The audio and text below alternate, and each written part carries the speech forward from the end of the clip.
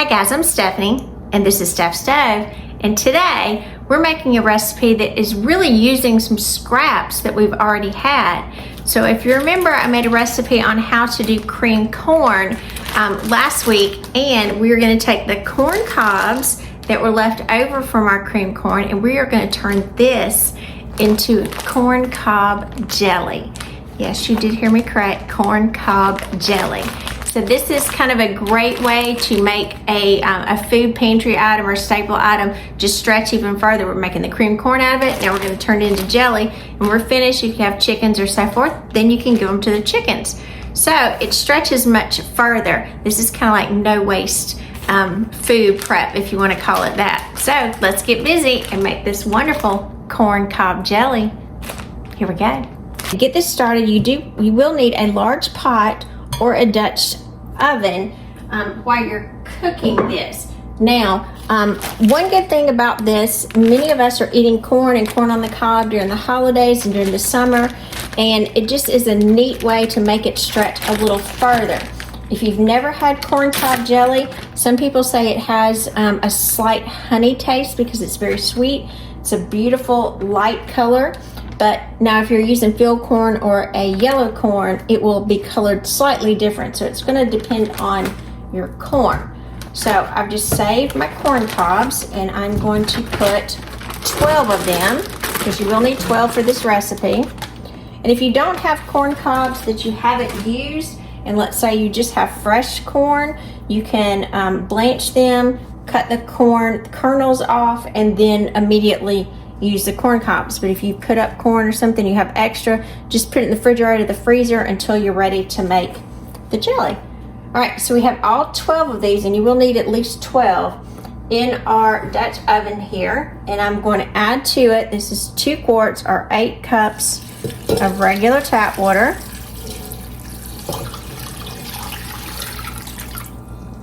Get that over there, and then I'll mostly go over my corn cobs, so I'll need to move it around a little bit. We're going to put this on medium-high heat, and we are going to simmer this and kind of make us a corn juice, so to speak, for about 35 to 40 minutes. So we're going to bring this to a low boil, and then we're going to get it to a medium boil, and we're going to let it continue to cook for 35 to 40 minutes to extract all this wonderful juice out of the corn. So let's let this go. I'm going to set my timer in just a second. Let me unlock my stove. Set my timer, 35 minutes, and we'll see you back in just a few minutes. Now, while you're cooking this, if you feel like any of your corn cobs are a little too large, just feel free to break them in half, and so you'll pop that one, be able to fit them in your pot just a little bit easier. Pop, like in the refrigerator, they're kind of cool. Just pop these along. And that way they can all get under that water.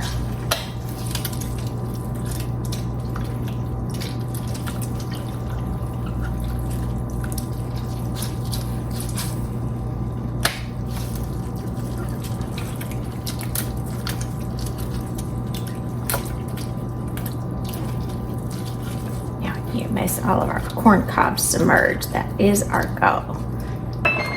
Alrighty. Our corn cobs have been boiling for about 35 minutes. So I'm going to turn off the heat and let these cool down. And you can see that the water level has reduced quite significantly. It was about to here, and now it is quite a bit less.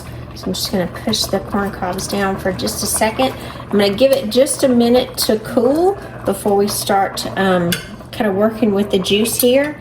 But over here to the side, what I went ahead and done, I've got 6 jelly jars that I've got submerged in a large stock pot covered in water. Then I'm going to go ahead and bring these up, kind of warm these little jelly jars, so they'll be nice to add our jelly into. And then in the back, I've got my lids and my rings that I've got back here that we'll also be heating those up, getting those nice and warm so that they are sanitized, ready to move on with our jelly. So again, we're going to let this cool down just for a minute so it's ready for us to kind of handle, and then we are going to move on with our next step. All right, now that our pot has cooled just a little bit, I'm gonna go ahead and remove the spoon, and I'm gonna take a pair of tongs and take out all of these corn cobs because we don't need them now. They have served their purpose.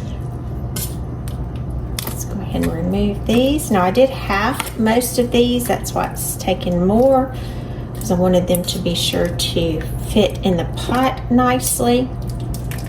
And it does smell very, very strong corn smell. So just go through and carefully take all of these out. Now if you have someone next to you, or you personally have chickens, you can still give these to the chickens. It'll be a great treat for them. I'm gonna go ahead and give these to my neighbor's chickens. They will really much enjoy them. A few more in here. And as I'm putting them in this container, there's more juice that's coming out. So I'm gonna go ahead and pour some of the juice that's in this bowl right now back into my pot, because I need every bit of that. It's a pretty light yellow color because this was a light or a white corn that I was doing. And again, if you were doing a yellow corn or a bicolored corn that your product was that you were starting with, you will see that the juice that's coming out will be a little bit different color. So that'll kind of be based on the color of corn that you have. So let me see if I can pour some of this back. Get some of that juice back in there. All right, I'm gonna set that to the side, let those corn cobs cool for the chickens. And then I'm gonna move this over to the sink and we're gonna strain it out. All right, as we get ready to strain the liquid out, I'd highly suggest you do it over the sink just in case anything's splattered. But I do have another pot here, and I've got a colander that I've got placed inside of it, inside of the pot. And in that, I'm gonna go ahead and drape, and this is kind of doubled over. It's cheesecloth. I'm gonna put it right there. And then I have the pot of the corn juice right here. And so we are gonna pour that directly into the cheesecloth so it can strain out any of the bits. You'll see some little corn there. We're gonna let it sit for just a minute and cool down. We'll be right back. All right, now after we have strained our juice here, I've got a large Pyrex measuring bowl here. We are gonna need to measure out 3 cups of this corn juice that we had here. So my 3-cup measure is here. And we should be very close.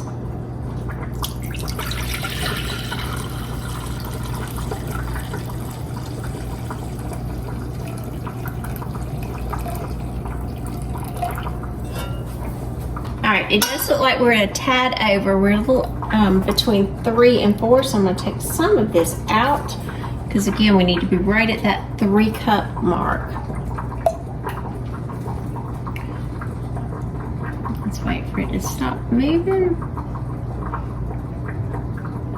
All right, I think we're right there on it.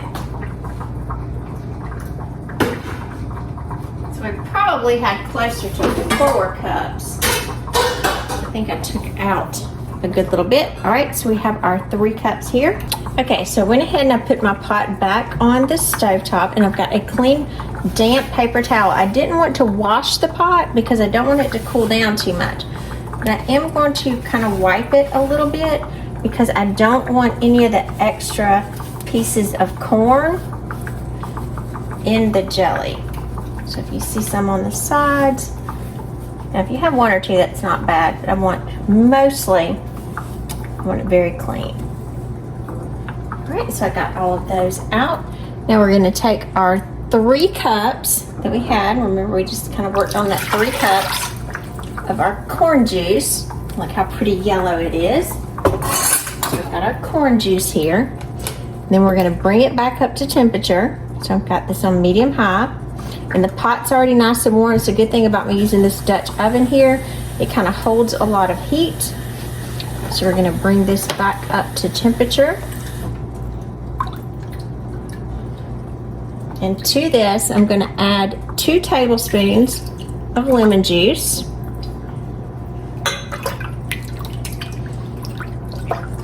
Stir that so it combines well.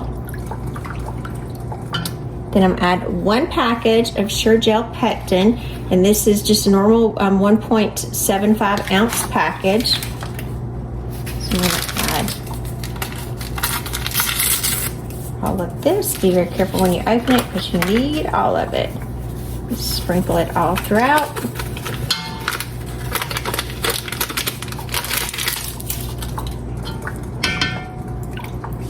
Then go ahead and make sure that it is well dissolved.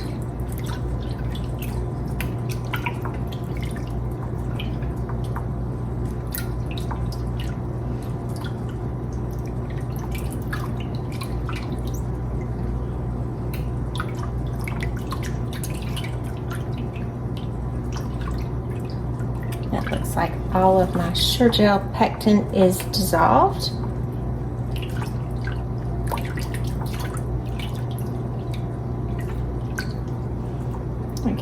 Work it around and let it get a little warmer. We want to bring it back to a boil, so it's going to take just a couple of minutes before we bring it back to a boil. But it is getting close. And so the next thing I'm going to do, I'm going to add some sugar to it. This is going to take 3 cups of sugar, and I've got it in this container so I can add it all at one time. With this, you want, if you have more juice, you can adjust your sugar, but your sugar and your corn juice should be the same measurement. So I had 3 cups of corn juice, so I needed 3 cups of sugar. Now, if when you were doing this, you ended up with 4 cups of corn juice and you wanted to use all 4, then you would need to adjust to the 4 cups of sugar, because your corn juice and sugar, you don't really need to adjust your pectin that much, because you're not going to, with 12 ears of corn, you're not going to vary very much with your yield between 3 and 4 cups. But just remember that range that you want your corn juice and your sugar to match. And again, we're bringing this back up to temperature. You're stirring completely to be sure that the sugar now is dissolved, because you want every element dissolved before you add the next one. Some sugar granules right there on the side. Want to get those off so we don't have any crystallization. Look at that beautiful color. It's just a pale yellow, just very delicate, very pretty color. So now we're going to let this come back to a boil. Once it comes to a boil, we're going to boil it for 5 solid minutes and then turn it off. So I'm going to let it sit here and get ready for a boil, and I'll show you what it looks like when it's boiling. All right, during this 5-minute boiling process, you do want to be sure that you're stirring it constantly so that nothing is sticking on the bottom. So just be sure that you are going through and you're continually stirring during this boiling phase. All right, our 5-minute timer has stopped. So I'm going to turn the heat off, give it a good stir. And I've got a pretty color here. Now, you will notice as this starts to come down just a tad, and lift it up a little bit so you can see. You will see that there's like a foam around the top. And if you have that little foam area, see if I can lift this a little bit so you can see this little foamy white area, you just want to kind of skim this off as best as you can. And again, that's kind of what it looks like, because we don't want that in our jelly. We want it really pretty and nice and clean. So I'm going to go around the edges and get this foam off. And then as soon as I get all of the foam completely off, we'll be ready to get it in our jars. So let me go through and finish skimming this, and we'll be ready to move on to the canning process. Alright, as we get ready to can this is cooled enough where we can handle it. I'm going to pull out one of my jelly jars. Go ahead and push it over here to the side. Got my funnel back here heating as well. Place that inside. And we're going, this is jelly, so we're going for the 1/4 inch head space. So I'm going to go ahead now. Let me move this with my tongs. Move this closer, and you can see what a beautiful beautiful mixture this is. Get this a little closer to my funnel. Okay. Look at that. It looks like a beautiful, beautiful honey color. Just gorgeous. We're going to need about 2.5 ladles full to get it to our desired mark. Alright, that's about where we need it. Let me put this in here. Let's hold the plate. Before I do that,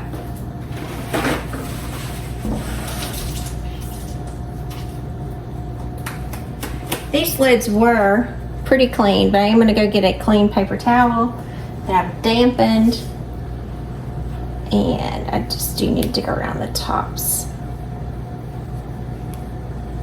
Clean those off. Right, now let's get this back on here. Get that tightened slightly, and look at that beautiful, beautiful corn cob jelly.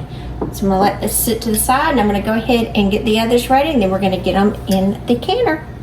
All right, we ended up with 4 pint jars, and I'm gonna place these into my large stock pot here. It's coming back up to a full boil. This is gonna need to boil for exactly 10 minutes, then we'll turn it off, let it cool, and we're gonna take these out. And again, that's based on the area that I am, and you need to be sure that based on where you are, how long that you need to can these so that they will be shelf stable. So I'm going to set my timer for 10 minutes, and we'll be right back. All right, our 10-minute timer is going off, so I'm going to turn this off and let this come down for just a minute, and then we will remove these from the canner. So I'm going to let them cool down for just a second, just so it doesn't pop on me.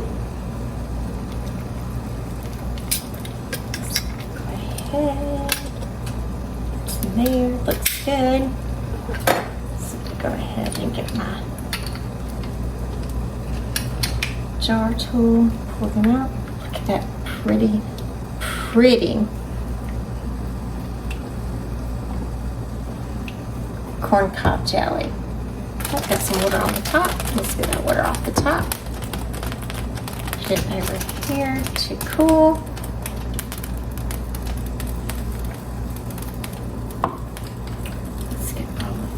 Out.